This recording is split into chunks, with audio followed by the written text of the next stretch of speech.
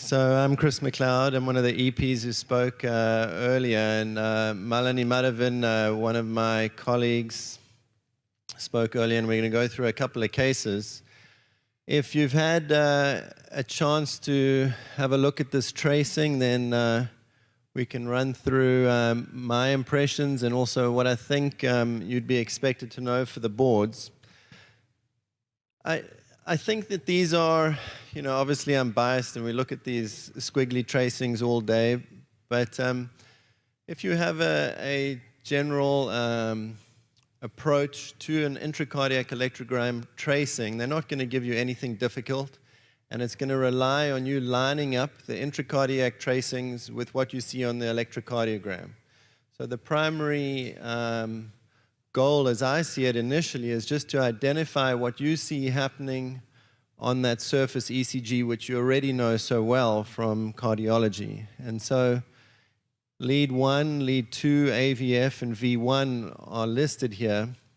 For the EP boards, they'll say, instead of HRA, they'll say atrial catheter, and they'll say His bundle electrode. There won't be any of these abbreviations, and they'll say ventricular catheter. You almost always have a blood pressure, so that can be helpful in some of these cases. And so looking at the surface ECG, it's always easiest to just identify the QRS, and then you're going to look for the P waves. And here you can see a P wave. Before that, though, there's a pacing spike. So pacing spike, P wave, QRS, pacing spike, P wave, QRS, P wave. Pacing spike's probably in there somewhere, you don't see it, but no QRS. And then again, you go through this sequence. And so there's atrial pacing, there's conduction, atrial pacing, longer PR interval, pacing, and then it blocks. And so you can get the answer for this already just from the surface ECG. But if you were to look at the intracardiacs,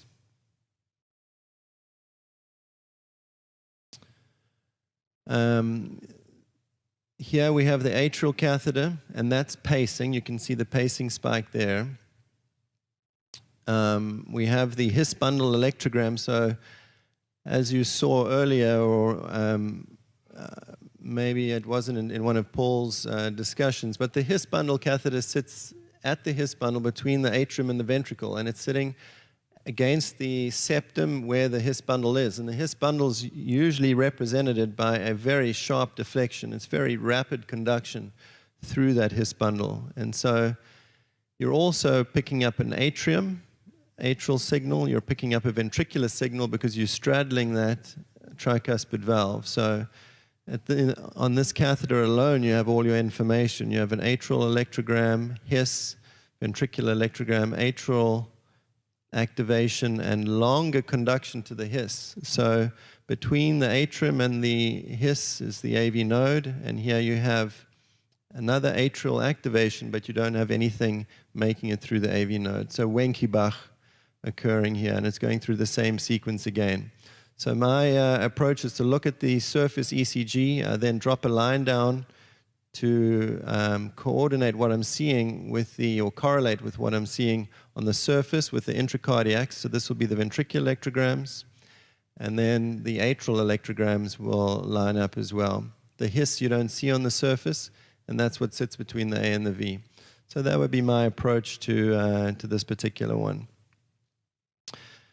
Okay, we'll go on to a few other cases. Just as I guess, disclosure for these cases, some of them, there's ambivalence in, and I don't think that these are not great board questions, but they're very good questions, we hope, for discussion around the subject. It's hard to get a board question where there's absolutely no discussion and it's testing one particular concept and it's either right or wrong, and that's why certain things stand out, why it's easy to test pharmacology, for instance, on the boards. But here, there may not be a correct answer. We've tried to make one answer stand out more than others. So, but it's more as a teaching platform for a few important concepts which are testable. So we're going to look at indications for non-invasive and EP testing in patients with suspected arrhythmias and then apply those results to clinical decision making.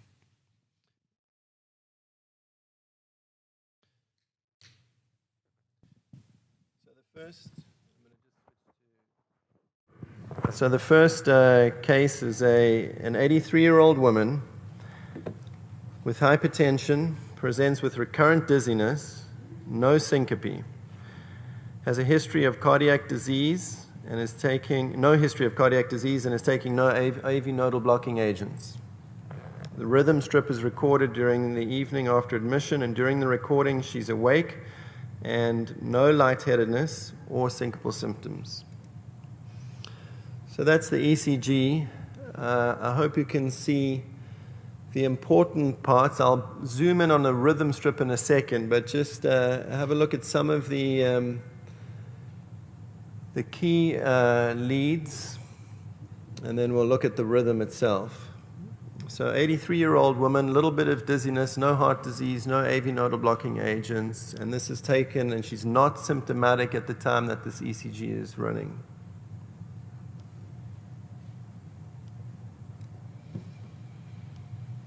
Let's zoom in on the rhythm.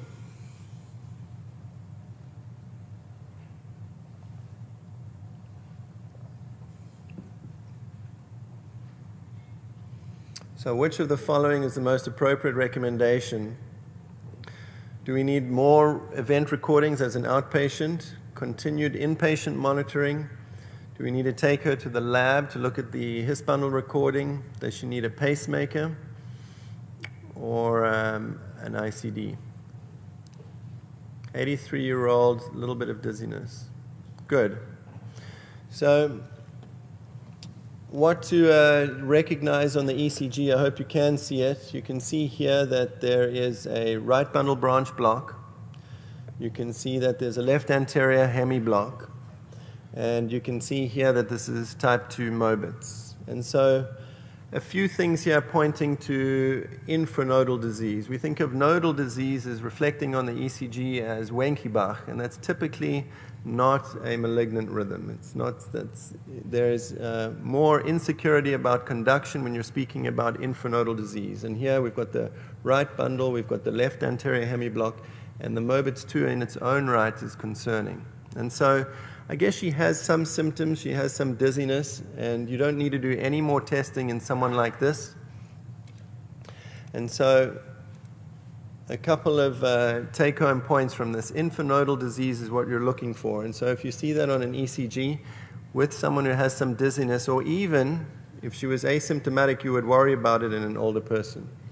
And so the other thing to look for on the ECG, if the rate remains constant, and it's not aberrancy because it's a run of atrial tach or something like that, and there's alternating bundle branch block, that's another indication that there is disease below the AV node, and that is something that you would worry about, conduction in the future and permanent pacemaker implantation.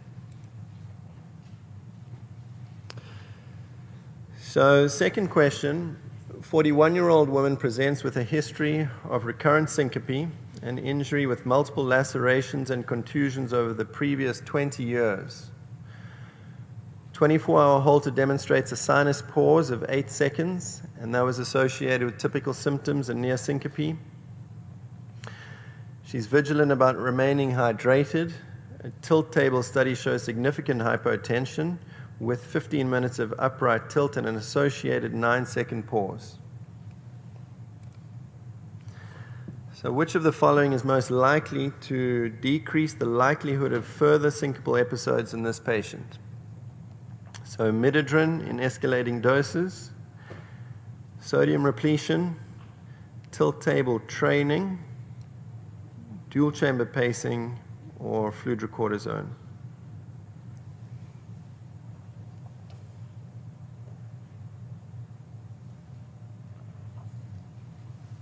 Good. Yeah, I don't think that midodrine is wrong in this type of patient. This patient clearly has neurocardiogenic syncope. She's had this for what seems like 20 years. She is already taken measures with hydration to try and improve this herself.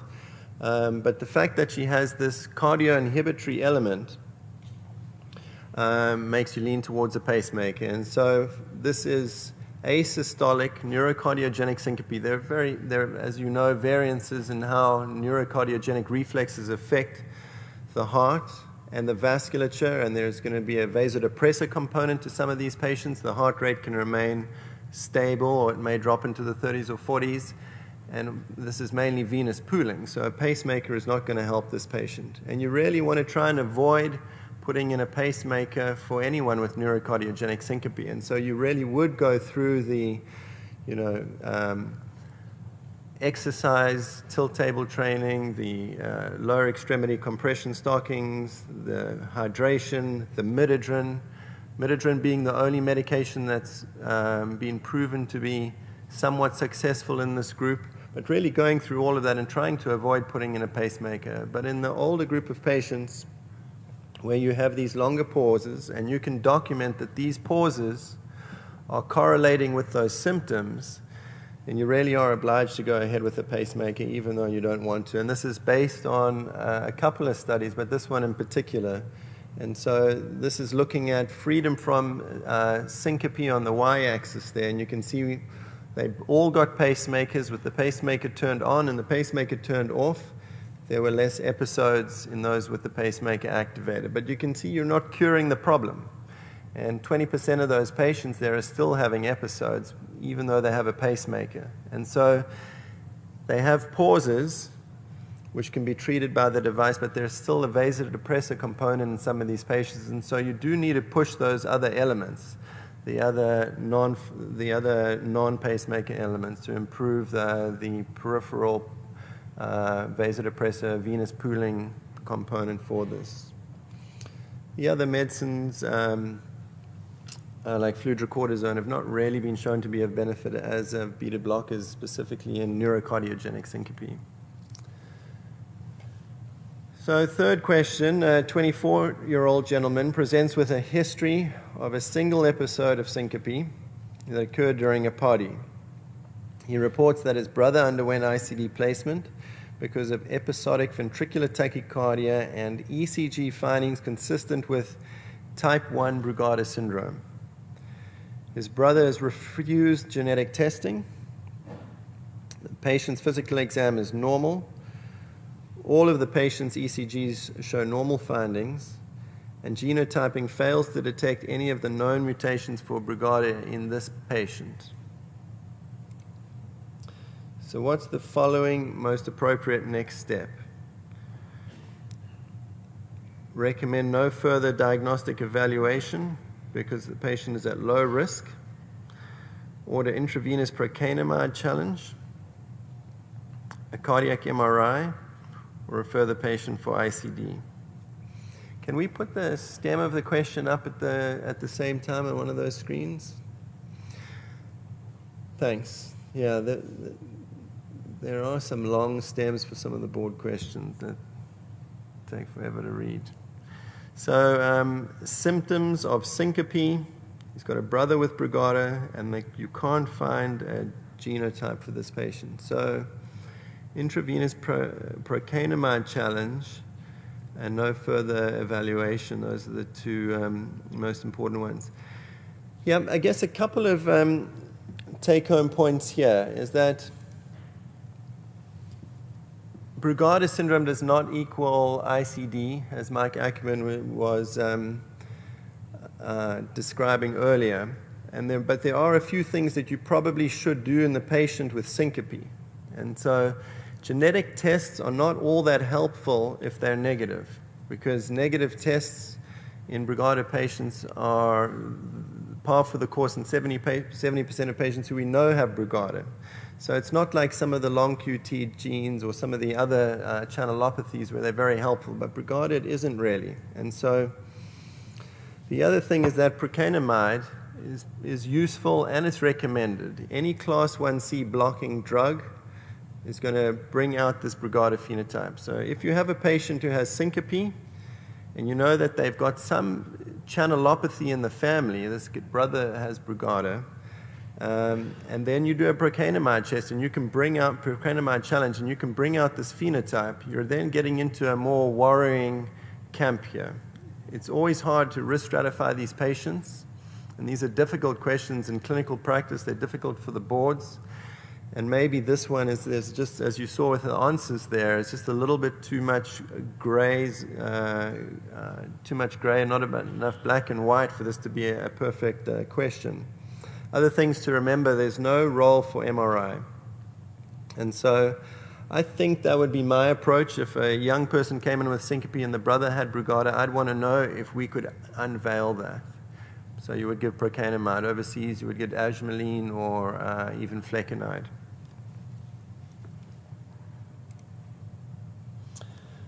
So this is something that you can think of in practice. These are leads placed in the intercostal spaces, 1 up and 2 up from usual, V1 and V2.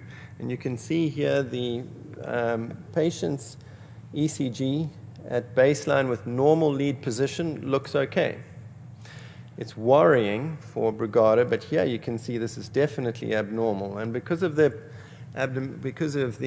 electrical characteristics of the outflow tract and the predominance of Brugada over the outflow tract, as soon as you start moving those leads higher up the chest, in some patients this can really be very useful. You don't even have to go ahead with the procainamide challenge. And so we've had, this is a patient that I saw a few years ago with a sibling with Brugada and a history of syncope, and we can show just with this that he has this Brugada phenotype.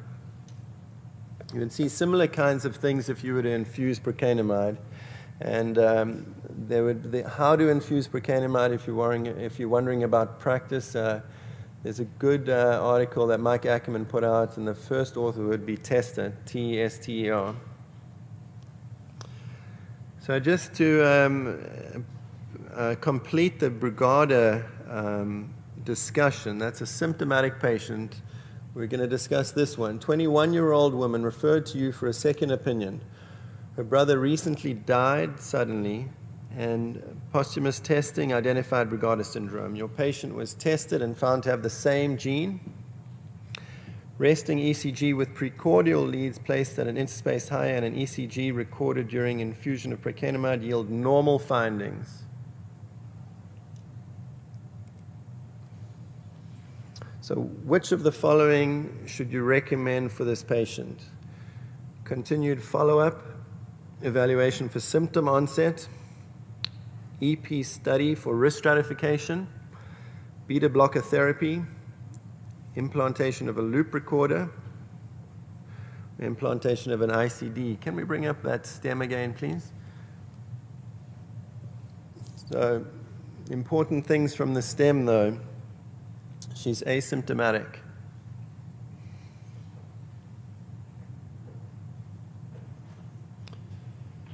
Yeah, I do think that's where I would lean towards follow-up. And so a couple of things for this particular patient that should stand out. She's asymptomatic. Even though she's young, she's had time to declare herself. She hasn't had any syncopal episodes. Syncope for Brugada is worrying. It's not everything, but it is worrying. Women have a much lower incidence of sudden cardiac death in Brugada than do men. It's a much more benign presentation. So here we know she's got the gene, but she doesn't really have the phenotype. We couldn't bring it out with the ECGs higher up. We couldn't bring it out with procainamide, and she's not really manifested everything. And so there is this variable degree of penetrance and expression of the phenotype in patients. And it's not like hypertrophic cardiomyopathy, where if a family member has sudden cardiac death, you worry about that family member as well, and it's a single risk factor that would make me want to consider an ICD in hypertrophic cardiomyopathy. It's not the same for Brugada. And so an asymptomatic woman, low risk, even though she's genotype positive. But these asymptomatic patients, there is so much debate, and I'm sure you've seen the publications, and there's been some even in the last couple of weeks as to what to do with these patients. So EP study still remains very controversial. There are some groups who are very much in favor, some are very much against it, not something that you're going to be tested on in the boards. Beta blockers are not useful in Brugada syndrome, and there's no real role for implantable monitors such as loop recorders or putting an event monitor on these patients. So those you can exclude if you see them in the stem of the question.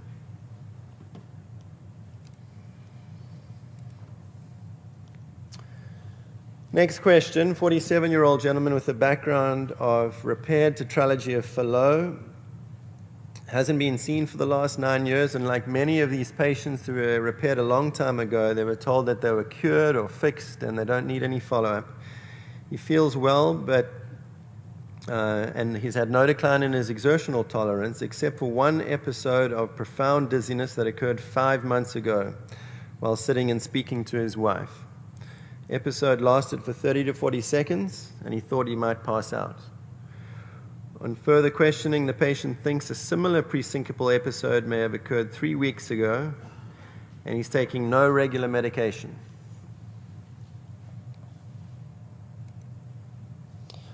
On exam, heart rate of 84 beats a minute, blood pressure 125/75, normal S1 and S2, 3/6 ejection, systolic murmur of the left sternal border, nothing else to find on exam. ECG shows sinus rhythm, normal AV conduction, rightward axis, right bundle branch block, borderline criteria for RVH. His echo shows moderately severe RV enlargement, mild to moderate decrease in systolic function, and there's moderate pulmonary valve regurgitation and normal LV size and function. That's his ECG. For you guys at the back, maybe you can't see it. It's a wide right bundle branch block. I'd say the cure restoration is probably close to 180.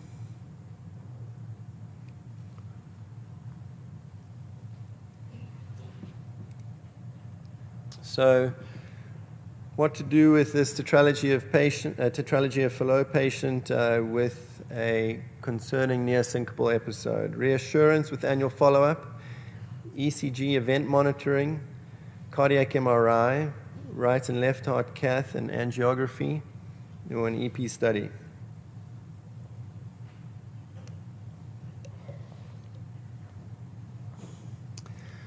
Yeah, I think this is a tough one too. And I'm ambivalent as to how we'd proceed here, and probably, certainly both would be right. So ECG monitoring for further episodes or an EP study. It just depends on your understanding of that episode. And so if I get and syncope is one of those things that you really need to hear from the patient. Patients sitting down and they feel like they thought they were gonna black out. That really worries me for some cardiogenic cause of syncope, as opposed to some other presentation which may have been vasovagal or any other cause. But it's specifically in the history, and I think if you're worried about the history enough that you don't want that particular episode to happen again or happen when they're driving or standing at the top of a flight of stairs, then you would move towards an EP study to see what's going on. Not just tetralogy of Fallot, although tetralogy of Fallot really is the poster child for ventricular arrhythmias and congenital heart disease. All patients with congenital heart disease have a higher incidence of conduction abnormalities, atrial arrhythmias and ventricular arrhythmias, and these always come up on the boards. And so I would look for that specifically in the background. And you do want to document whether these kinds of rhythm problems are correlating with their symptoms. But as I said, if I'm worried about someone, I'm not going to want that symptom to happen again and be their last symptom. We also worry about them wearing the halter while they have sudden death. And so that kind of documentation you really don't want. And so if you are concerned, then move towards an EP study.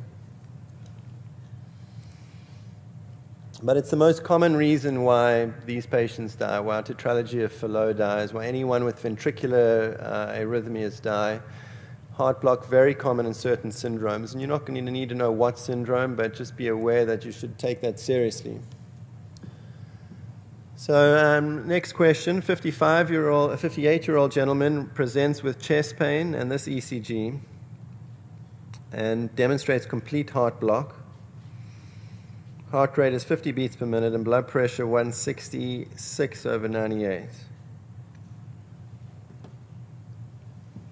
Just having a look at the ECG. And so what would you do here? Chest pain, this ECG, next step. Observation, permanent pacemaker, temporary pacemaker, EP study to assess the conduction abnormality, or take him to the cath lab. Good. Yeah, so this always comes up, and I know you've seen this in practice because it's common that you have an acute ST elevation MI presenting with these kinds of conduction abnormalities, and it can present with any kind of conduction abnormality really. It just depends which artery is involved. But it can be Wenckebach, it can be type 2, 2-to-1, complete heart block. Don't look specifically at the heart block. Make sure that you don't miss the opportunity here to take this person to the cath lab. And that's what's important for a couple of other things, and I know this was discussed a bit earlier, but just make sure that you're not missing a reversible cause for heart block. And so taking that person to the cath lab, and if there's hemodynamic instability after the vessel's open, you could probably put in a temporary, because most of these are going to resolve. So look for someone who's got renal dysfunction, has been taking big doses of atenolol and is now in complete heart block. The obvious one being the Lyme disease, ongoing ischemia. Those are the things that should stand out in the stem of the question. So moving now to more clinical decision making in light of these testing strategies. So a 69-year-old gentleman with no background history of cardiac disease presents for investigation of exercise-related palpitations, no history of syncope or pre-syncope, and has a normal electrocardiogram with no structural cardiac abnormality evident on his echo. 24-hour Holter shows the following. Mean heart rate 68, maximum heart rate 131, minimum heart rate was 50, longest pause was 4.2 seconds at 3:51.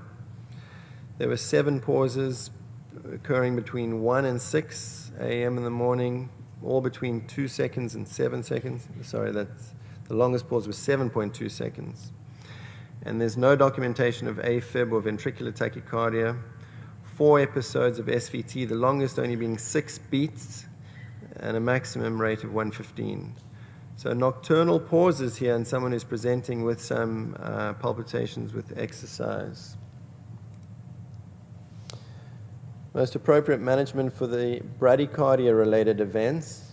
Permanent pacemaker implantation, and the longest pause there was 7.2 seconds. Loop recorder insertion, 30-day event monitoring, electrophysiology study, or reassurance.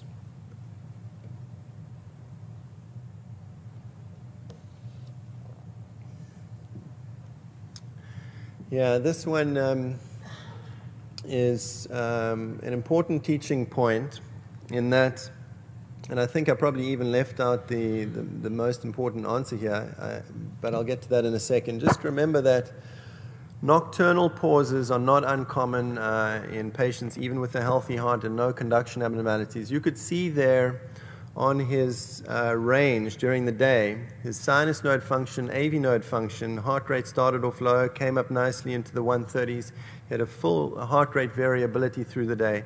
It's unlikely to have something very abnormal with his conduction system that's not present during the day. Nocturnal pauses worry me for sleep apnea, and I should have put that in the answer. And so if there was a reason to investigate this person, it probably should have been to look for obstructive sleep apnea.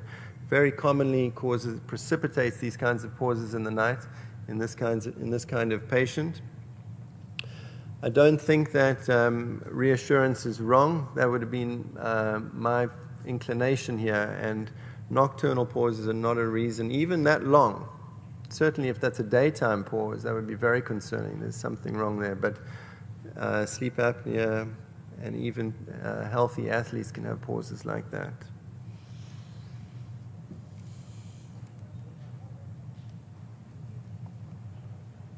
Is this your one? Okay. So we're just going to continue with a few more questions here. We have a 40-year-old woman who presents with a 5-year history of intermittent palpitations to you. And she states that most of these palpitations last about 4 hours and are associated with some lightheadedness. Past history is significant for hypertension. Laboratory tests and echocardiogram are all returned as being normal. And we have an ECG that is recorded at the time of palpitations. So let's take a look at that one. And the question is,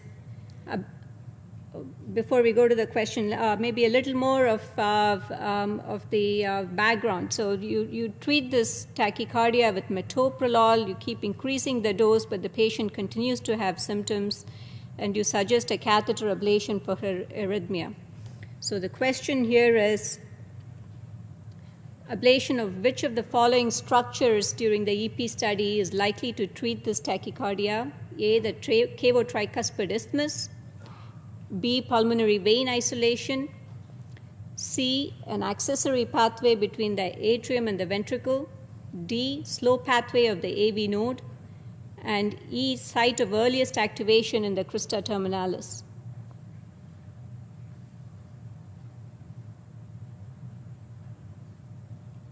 Fantastic. So I agree with the majority of who said slow pathway of the AV node. And again, looking at the ECG, this really goes back to the ECG diagnosis and the differential diagnosis of ECGs when you see a narrow complex tachycardia with a regular RR interval. Goes back to Dr. McLeod's talk from earlier in the day. The first thing to do is to try to identify P waves when you see this type of SVT. And sometimes when you have difficulty identifying P waves, it's useful to compare the rhythm with the ECG that's obtained during sinus rhythm. So the lower panel is sinus rhythm in the same patient. And while it's not very clear where the P waves are in the upper panel, once you compare it, it becomes evident that there is this tiny R prime that is present during the tachycardia that you don't see during sinus rhythm. In addition, when you look at the inferior leads, you start seeing that there is a small S wave at the end of the QRS complex that, again, you don't see during sinus rhythm right here.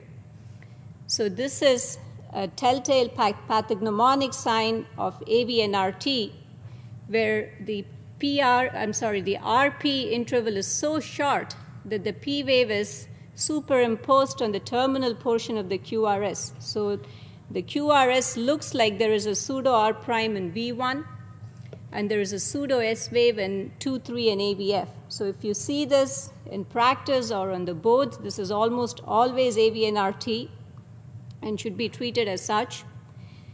And the other thing to think about is in a differential diagnosis of short RP tachycardia, you can also have an accessory pathway leading to orthodromic reciprocating tachycardia, but typically the RP interval is not this short.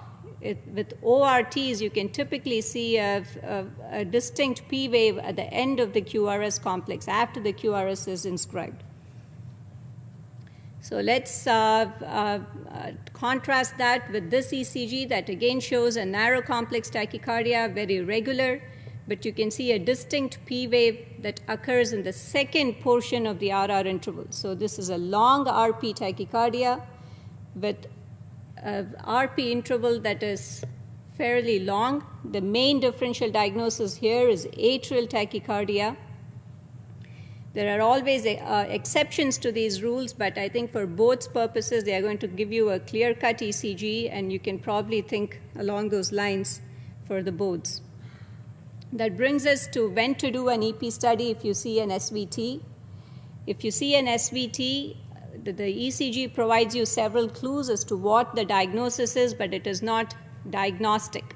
So if you see an SVT and you treat it with a beta blocker, calcium channel blocker, or even an antiarrhythmic drug, and you're not having success in controlling the symptoms, then an EP study would certainly be indicated both for diagnostic and therapeutic purposes. So taking the example of AV and RT, drugs typically have only a 30 to 50% success rate with treating this condition, whereas catheter ablation can give you about 95% success and could certainly be pursued if the drugs don't work, or if the patient prefers that they won't be on drugs and would prefer a catheter ablation. And the typical site where the AV and RT is ablated is the slow pathway input to the AV node. And this is typically located in the posterior right atrial septum in the region that's termed the triangle of Koch. An ablation in this region will get rid of the AV and RT in the majority of cases. And there is a risk of 1% risk for AV block with this type of ablation that the patient needs to be counseled about.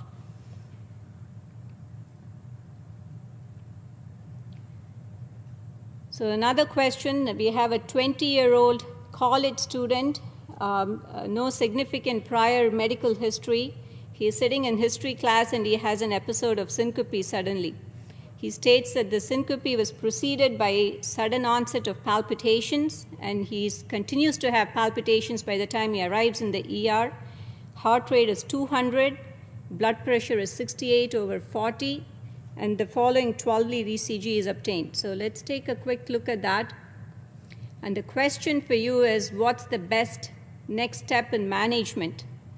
Should we give adenosine IV? Should we give diltiazem, ibutylide IV, or perform a direct current cardioversion? So basically a cardioversion.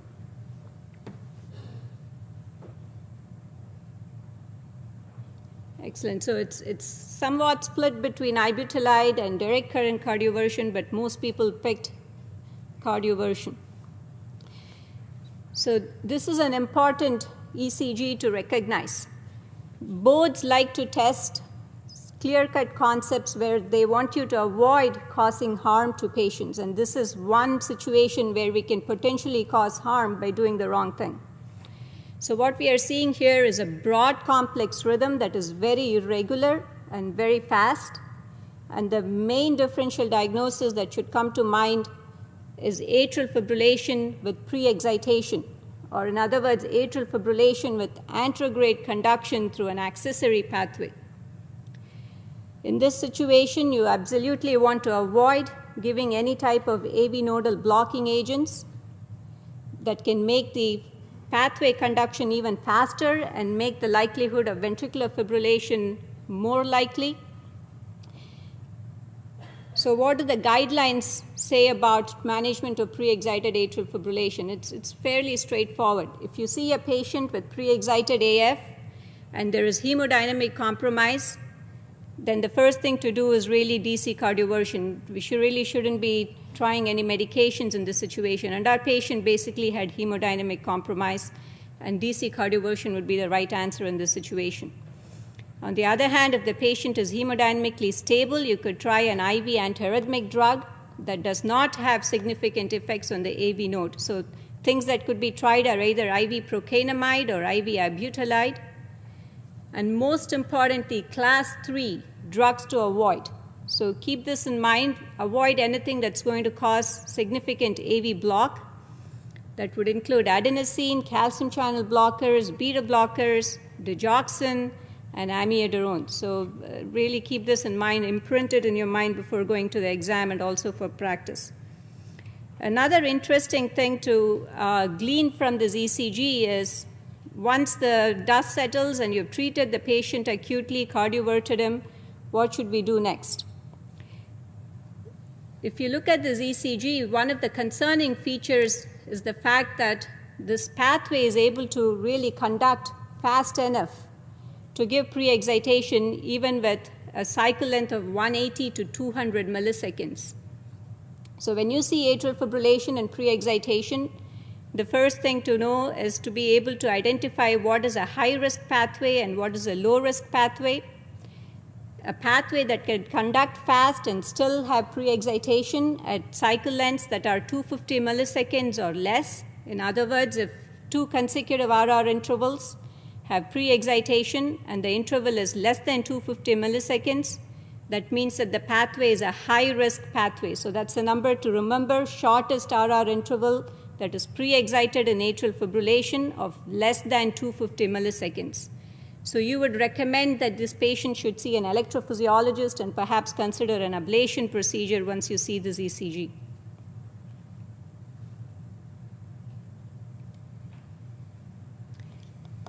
So along the same lines, let's look at another question. So this is an ECG that was obtained in a 56-year-old man. He was going to have an elective spine surgery and had an ECG, and there is some incidental finding here. So he's referred to you for further management. Can we put up the question up there? Okay. So we have the ECG, and the question is, before we go to the question, he also tells you that he really does not have any symptoms. He denies any palpitations, presyncope or syncope, and you have to tell the patient what should be done next.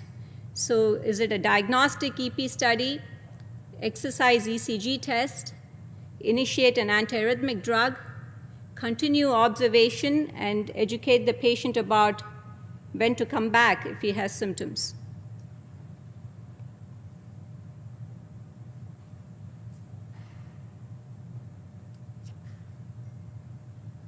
Excellent. So it seems like most people recognized the fact that there is pre-excitation on this ECG, but the important feature is that the pre-excitation is intermittent. So at about the same RR interval, there is one pre-excited beat here, followed by immediate loss of pre-excitation. So there is sudden and abrupt loss of pre-excitation on this ECG when we go from one QRS complex to another QRS complex. So if you see this kind of feature on an ECG that's obtained either at rest or with exercise stress test, it means that this pathway is a weak pathway and perhaps a low-risk pathway, and patients can be observed if you see this finding. The same kind of concept applies if you're doing an exercise stress test on a patient. So if a patient has resting pre-excitation and you want to know what happens to the pre-excitation with exercise, if the pre-excitation goes away slowly with exercise, that really doesn't tell you much about whether this is a high-risk or a low-risk pathway. But on the other hand, if you find that with exercise, the pre-excitation is there with one beat and it suddenly disappears with the next beat, so in other words, abrupt loss of pre-excitation, that's when you know that this pathway is truly low risk.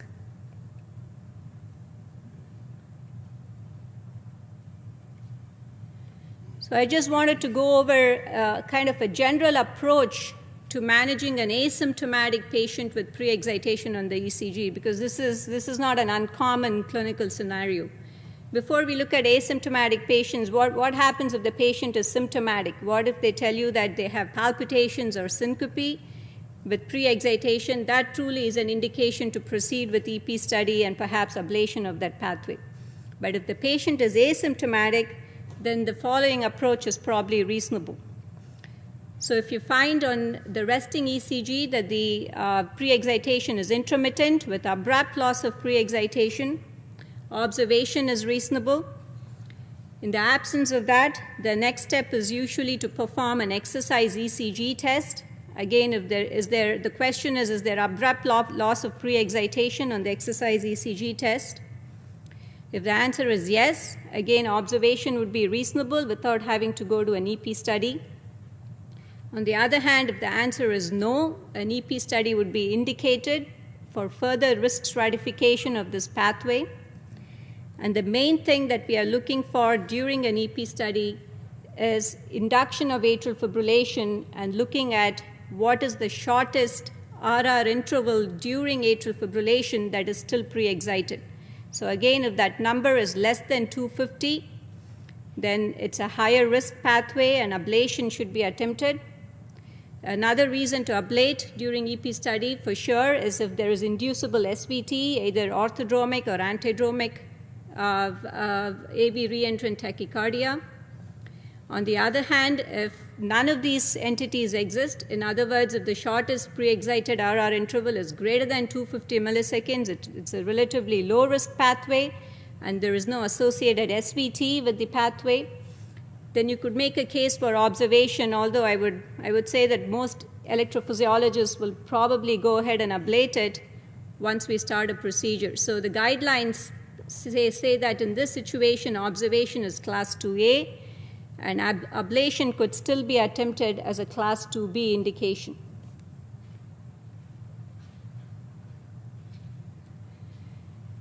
So the next question is a 75-year-old man.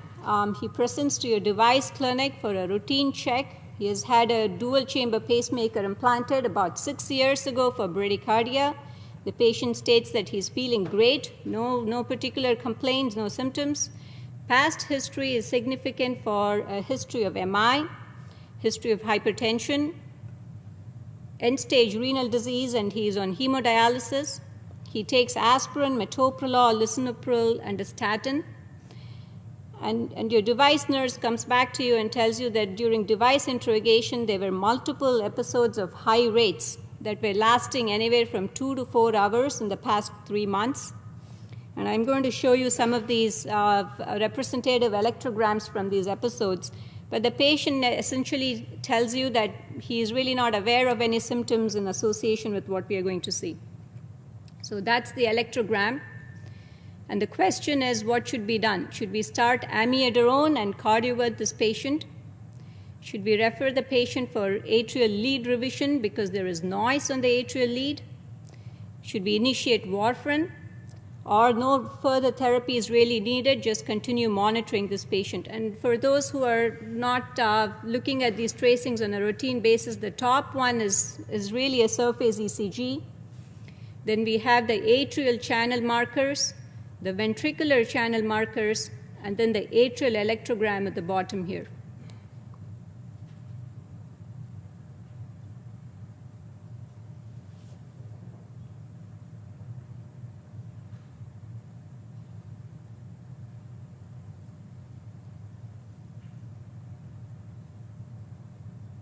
All right, so that's excellent. So the majority of people really recognized the fact that this is atrial flutter. And again, going back to what Dr. McLeod mentioned, I think when you see any question on the boards that involve interpretation of some sort of electrograms, I would recommend starting with the ECG. I can tell you that probably 90% of these questions can be answered by just looking at the ECG without even having to look at the intracardiacs. So just looking at this, you can say that this patient is an atrial flutter with irregular RR intervals, and confirmed with the atrial electrogram, it really doesn't look like noise on the atrial lead. And the question here really is to make a decision about what to do with atrial fibrillation that's incidentally noted on some type of monitoring device. And we are going to see more and more of this, I think, over time, because not only do we have a lot of patients walking around with these implanted devices, but monitoring devices are also becoming more sophisticated, where you can monitor for 30 days at a time continuously, or put in a link loop recorder and monitor for a couple of years continuously. So we are going to see more and more of this type of atrial fibrillation that's picked up by the device and really not symptomatic as far as the patient is concerned. So what should we do with these patients? And I think this really is a little bit unclear. There is some emerging evidence in the literature, but not sufficient to make very strong recommendations about this. But we'll go over some of the evidence that does exist. So a study that's worth mentioning in this regard is the ASSERT trial, where this is an observational study where they took patients who are over the age of 65 and had either a pacemaker or an ICD, and really no prior history of known atrial fibrillation. So when these patients were followed over a period of a couple of years, 10% of these patients had at least one episode of atrial fibrillation that would be considered subclinical and lasted at least 6 minutes. So that's a significant proportion. 10% had at least atrial fibrillation that lasted 6 minutes. And if patients had this type of subclinical atrial fibrillation, they were at higher risk for ischemic stroke compared to someone who never had atrial tachycardia on their device interrogation. So just 6 minutes of AF seems to give a higher risk for stroke. So we do know based on this and also several other observational studies that if you find device-detected atrial fibrillation, patients have higher risk for atrial fibrillation. But what we don't know yet is if we treat these patients with warfarin, does it really improve their outcomes? And the second thing that we don't know yet is what is the threshold at which you start anticoagulating these patients. How long should the atrial fibrillation last, or what should be the burden of atrial fibrillation before these patients need to be anticoagulated? But I think most people in practice would agree with me that if you see several hours of atrial fibrillation and multiple episodes, it would certainly be reasonable to go ahead and anticoagulate. And I would agree with the audience here that if this is my patient, I would certainly anticoagulate.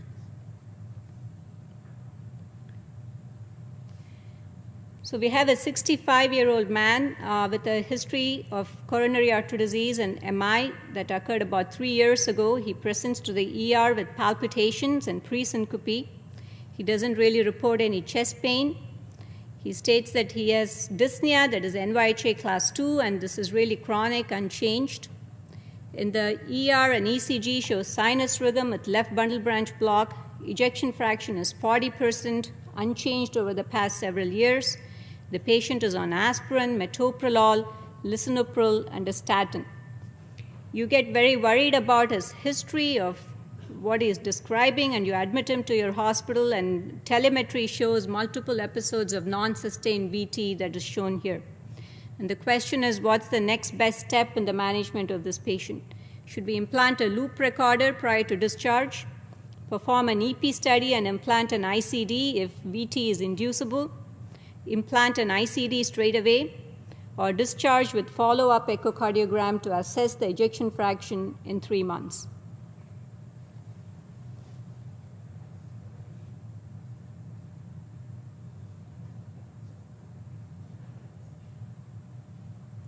Great, so the majority would perform an EP study and implant an ICD only if VT is inducible, and some people would just go straight to ICD implantation.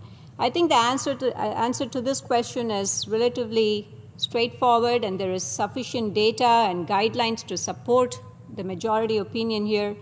So this really goes to the question of when to do an EP study for sudden death risk stratification.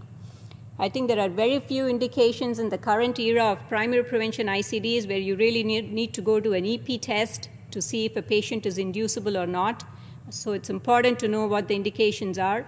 The first indication is if a patient has had remote myocardial infarction and comes in with symptoms that are suggestive of a ventricular arrhythmia. So the patient has palpitations, pre-syncope or syncope, but sustained VT is really not documented yet. So this is an important indication to go to EP study and see if the patient is inducible. A second important indication is in the evaluation of a patient who has wide QRS complex tachycardia, and we are not sure what the mechanism is. Is this a supraventricular arrhythmia or a true ventricular tachycardia? Then it's reasonable to proceed to EP study to make that distinction. And finally, the one that I want everyone to remember for sure is using it for risk stratification in patients who have a history of remote MI, are asymptomatic, but have an ejection fraction that's less than 40% and also have documented non-sustained VT. So this indication is straight out of the trial that's called the MUST trial, which is one of the earliest primary prevention trials. What the MUST trial did was they took patients with a prior history of MI, ejection fraction less than 40%, asymptomatic, but showing non-sustained VT on their on continuous monitoring.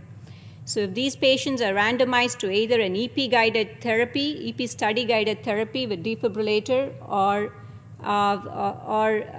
to an arm where there is no EP study to look for ventricular tachycardia, the patients who received a defibrillator following an EP study that was positive did better. So they had greater survival. So this is certainly part of the guidelines, And if you see a question regarding a patient with EF less than 40%, asymptomatic but non-sustained VT, reasonable to do risk stratification to determine if there is a need for ICD or not using an EP study.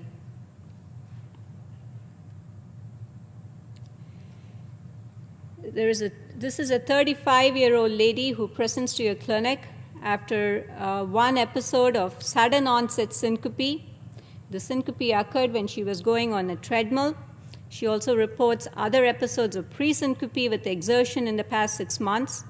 Unremarkable past medical history, unremarkable 12-lead ECG, and an echocardiogram that looks pretty normal. So she does an exercise treadmill test, and this is what you see during the test, and she also reports that this reproduces her pre-syncopal spells that she was having at home. So the question is what to do next. Would you implant an ICD, perform a 24-hour Holter monitor, refer for cardiac catheter ablation, or initiate amiodarone? So young lady, structurally normal heart, and you see this with an exercise stress test. Refer for fantastic. So nobody fell for the trap of putting an ICD in. So this can certainly be on your board exams, I think. So the main thing here is to recognize idiopathic ventricular tachycardia with certain ECG patterns on the and also exercise-induced ventricular tachycardia. So what we saw with that prior ECG, just going back to our case, is characteristic finding of outflow tract ventricular tachycardia. So if you look at the inferior leads 2, 3, and AVF, there are tall positive R waves. And looking at AVR and AVL, there are deep negative QRS complexes. So if you see this, this is a pathognomonic ECG finding for outflow tract VT. In the majority of patients who have structurally normal heart, this is not a high-risk situation for sudden death, and ICD is not indicated in these situations. So again, this is a question of ECG pattern recognition to some extent. So I'm going to go over it again. The RV outflow tract is the most superior portion of the heart. So any arrhythmia, VT, that comes from the outflow tract that goes down towards the foot is going to have tall positive R waves in 2, 3 AVF, and it's going to look negative in any lead that is superior. So AVR and AVL are both superior leads, so those are going to have deep QS complexes on the ECG. So everybody should be able to recognize this, and the fact that this is a young woman, normal heart, idiopathic VT, should not get an ICD. They should be treated either with a drug or with catheter ablation.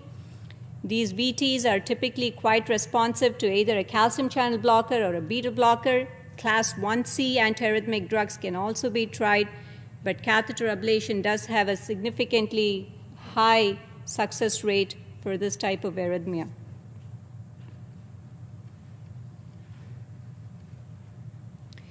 Another thing about ECG pattern recognition in idiopathic VT is being able to identify fascicular VT. Another VT that frequently happens in structurally normal hearts should not be treated with an ICD, should be treated more with calcium channel blockers, and in patients who are non-responsive to calcium channel blockers, catheter ablation would be a good option. So what is the pattern for fascicular VT? Since the fascicular VT typically starts in the fascicular system, most commonly in the left posterior fascicle, it's going to have a relatively narrow-looking QRS complex with the typical right bundle branch block pattern in V1. So you have the RS R prime, with R prime being greater than R wave. So typical right bundle branch block pattern in lead V1. And you have a leftward axis suggestive of left posterior fascicular origin. And this is, again, a ECG pattern that I would like everyone to be able to recognize on their exam. And this should be treated again with calcium channel blockers, antiarrhythmic drugs, and maybe catheter ablation, but not with an ICD typically. Are we running out of time, Chris? Last one. Last one? Okay. Yeah. So 50-year-old male with history of myocardial infarction, EF of 30%, and paroxysmal atrial fibrillation. Patient has implantation of a CRTD device, and he presents to you 5 years after implantation after receiving 4 shocks within a 1-hour period. He was completely asymptomatic before the shocks. He did not lose consciousness. And I'm going to show you some stored electrograms from these episodes. He is very traumatized by these shocks and wants to know how to avoid it. And this is what you see on the electrograms during the episode. So the question is what to do next. Would you perform radiofrequency ablation for a VT, lead revision with replacement of both the RV and RA leads, check adequacy of connection between the header and the pin, or educate the patient to avoid electromagnetic interference?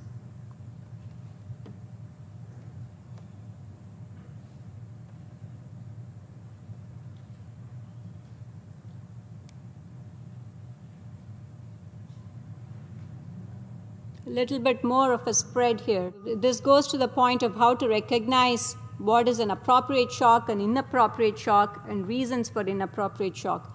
So what you see here on both the atrial channel up here and the ventricular channel down here is that there is very high frequency signals, supraphysiologic frequency of signals that simply cannot be anything that's related to cardiac rhythm. There is no way this is going to be ventricular tachycardia or ventricular fibrillation. So the differential diagnosis when you see this is it can either be electromagnetic interference or it can be some problem with fracture of the lead itself or some problem with connection of the lead to the header in the pocket. So how do we distinguish those two entities? EMI is going to show up on all the available tracings, on all the available leads. So if there are 2 leads, the right atrium and right ventricle are both going to show the EMI. On the other hand, it would be very unusual to have noise because of fracture or a poor connection on both leads. What are the odds that after 5 years, both leads are going to fracture on the same day? The other thing is if there is actually a fracture, the noise is typically intermittent. And in this situation, we don't see the saturation, but it typically also saturates your gains. And if you see intermittent noise on only one channel but not the other one, think more in terms of lead fracture. If you see this type of very high frequency noise occurs on all the available channels, think more in terms of electromagnetic interference. I think I'll stop there.